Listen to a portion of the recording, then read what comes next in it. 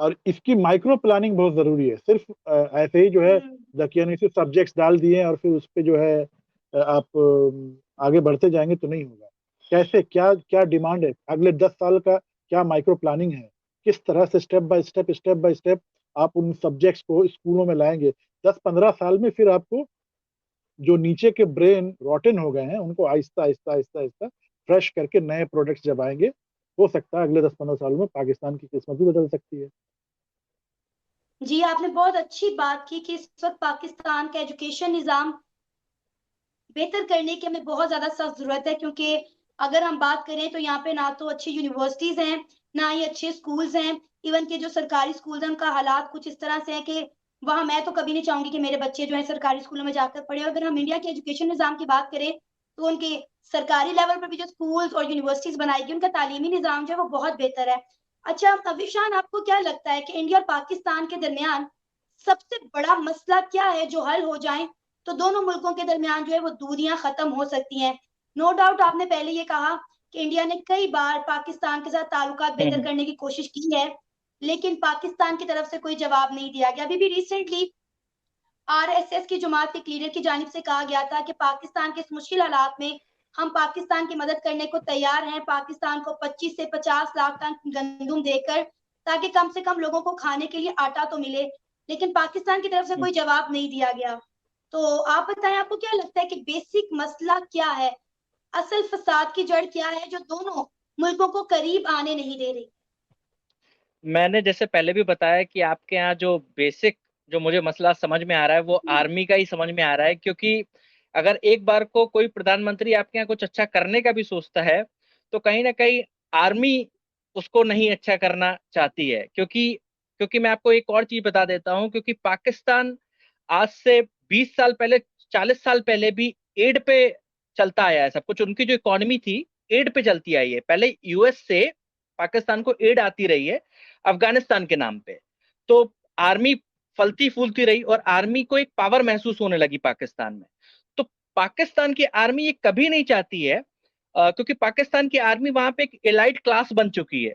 जैसे आपके यहाँ पे कुछ एक अच्छे एरिया है, वहां पे पाकिस्तान की आर्मी के जो घर हैं तो वो एक आपको यहाँ पे जो मतलब एक बिजनेसमैन के घर होते हैं उस तरह के घर है।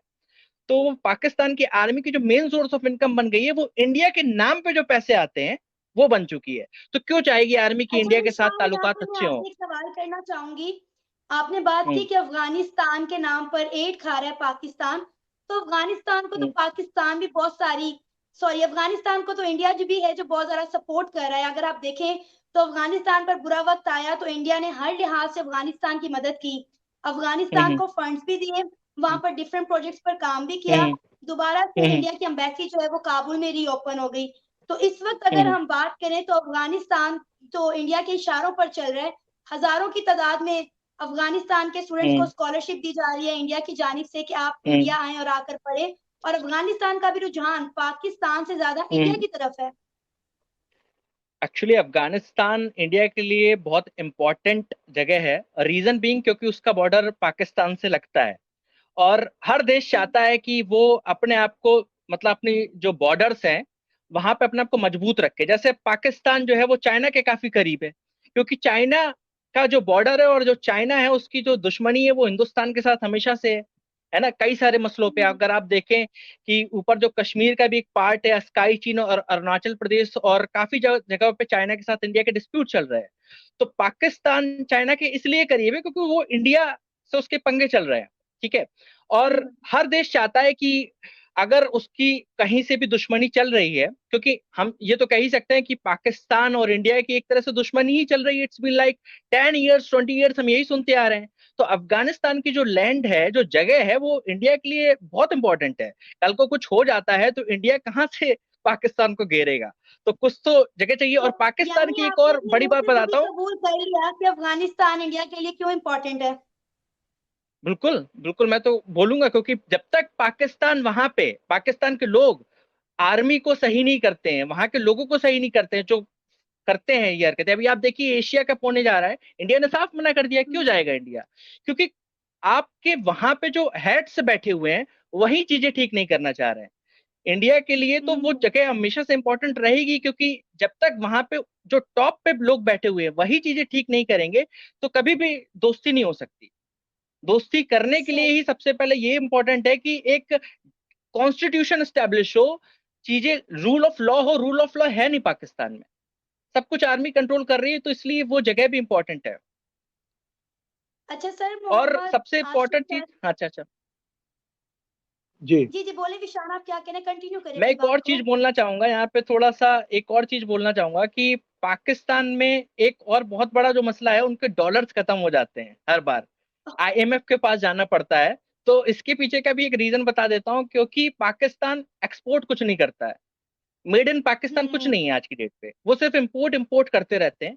और इंपोर्ट करने के चक्कर में वहां पे डॉलर्स खत्म हो जाते हैं, और बार बार आईएमएफ पे जाना पड़ता है। तो पाकिस्तान को अपनी इंडस्ट्रीज, और जैसा कि मोहम्मद भाई ने कहा, एजुकेशन पे वर्क करना पड़ेगा, वो रूट कॉज होती है। इंडस्ट्रीज डेवलप नहीं करेंगे तो फिर ऐसे ही होता रहेगा और कुछ नहीं ठीक होने वाला है।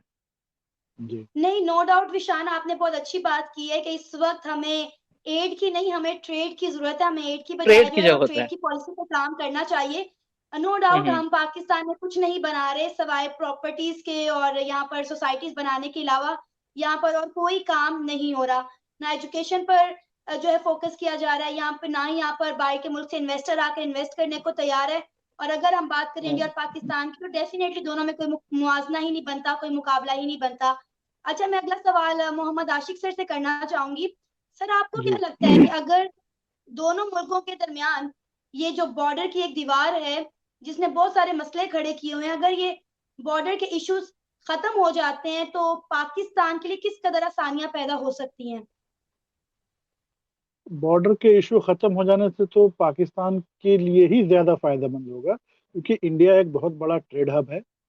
और हम्म ट्रेड हब के लिए पाकिस्तान में जो जो चीजें महंगी है, अगर यहाँ से ट्रेड चालू हो जाए तो सस्ती हो सकती है वहाँ पे चीजें, और सस्ती होंगी तो ऑब्वियसली लोगों के पास पैसे आएंगे।